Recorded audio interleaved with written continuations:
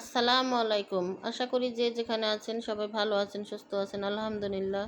আল্লাহ পাকের রহমতে আমরাও ভালো আছি, সুস্থ আছি। তো আজকের ব্লগটা আমি শুরু করলাম সন্ধ্যা থেকে। তো কিছুটা গুড়ি ছিল ফ্রিজে, চালের গুড়ি। ভাবলাম রুটিগুলা বানিয়ে ফেলি। তো আটাগুলা গোলায় নিলাম, গোলায় নিয়ে রুটিগুলা বানালাম। রুটিগুলা বানিয়ে শ্রেণীর ভিতরে রাইখা এখানে আসলাম ডাল রান্না করতে।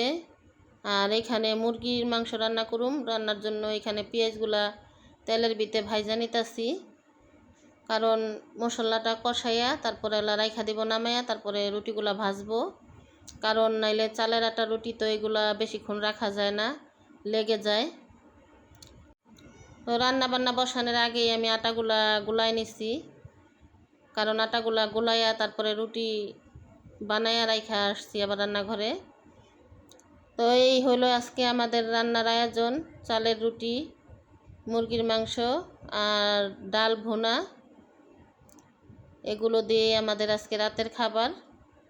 তো আমার ভিডিওটি না টেনে সম্পূর্ণ ভিডিওটি দেখতে থাকুন, পাশেই থাকুন। ভালো লাগলে লাইক, কমেন্ট, শেয়ার করবেন, চ্যানেলটি সাবস্ক্রাইব করবেন। তো দেখতে থাকুন। এখানে মশলাটা দেওয়া হয়েছে।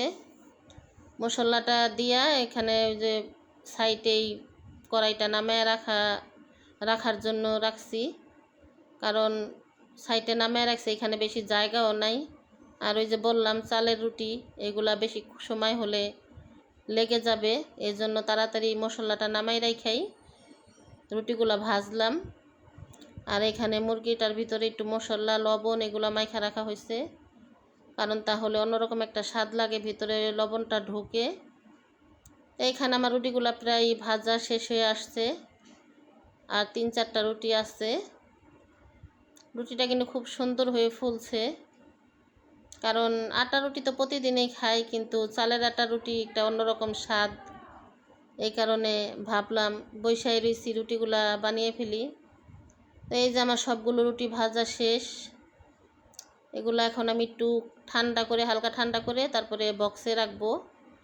তো আরেক চুলায় মুরগিটা ভাজার জন্য বসাই দিলাম।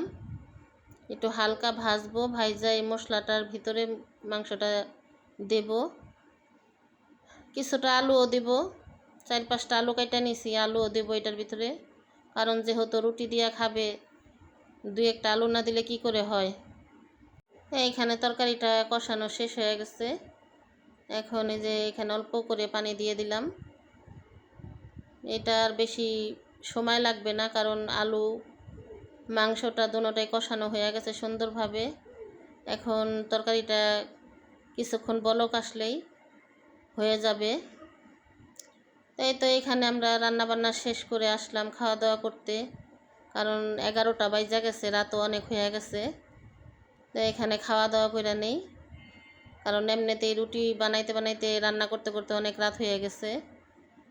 তো এই তো আমরা খাওয়ার জন্য বসলাম। এখন আমরা চালের রুটি দিয়ে, এই মুরগির মাংস দিয়ে, এই দিয়ে আমাদের রাত্রের খাওয়া দাওয়া।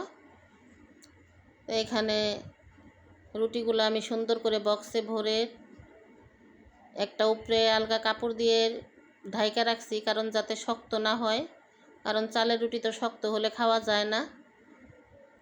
আপনারা কে কে আমার মতন চালের রুটি পছন্দ করেন কমেন্টে জানাবেন। আমার কিন্তু এই চালের আটা রুটিটা খুবই পছন্দ আর খুবই ভালো লাগে। আমরা এখানে তরকারিটা বেড়ে নিতেছি, কারণ আজকে তরকারিটা একটু ঝোল ঝোল রাখছি, এর জন্য, কারণ রুটি দিয়া খাবে এর জন্য একটু ঝোল রাখছি, তা না হলে আমরা তরকারিতে ঝোল খুব কমই খাই। তো এখানে রাত্রের বাজে 12:15।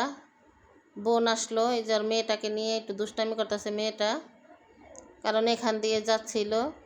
এখন আর মেয়ে বলতেছে খালার বাসায় যাব, তো নিয়ে আসলো, তা না হলে বাসায় চলে যেত। তো আসলে এই দুষ্টামি করে একটু, এজন্য যে আমরা সবাই হাসতাছি বৈশা, এটা অতিরিক্ত দুষ্টামি করে। আমরা খাওয়া দাওয়া করে উঠা বসছি, আর ওরা আসছে, তো এখনই চলে যাবে। তো আমার আজকের ভিডিওটা কেমন লাগলো কমেন্টে জানাবেন। ভালো লাগলে লাইক, কমেন্ট, শেয়ার করবেন। আজকের মতন এই পর্যন্তই। সবাই ভালো থাকবেন, সুস্থ থাকবেন। আল্লাহ হাফেজ।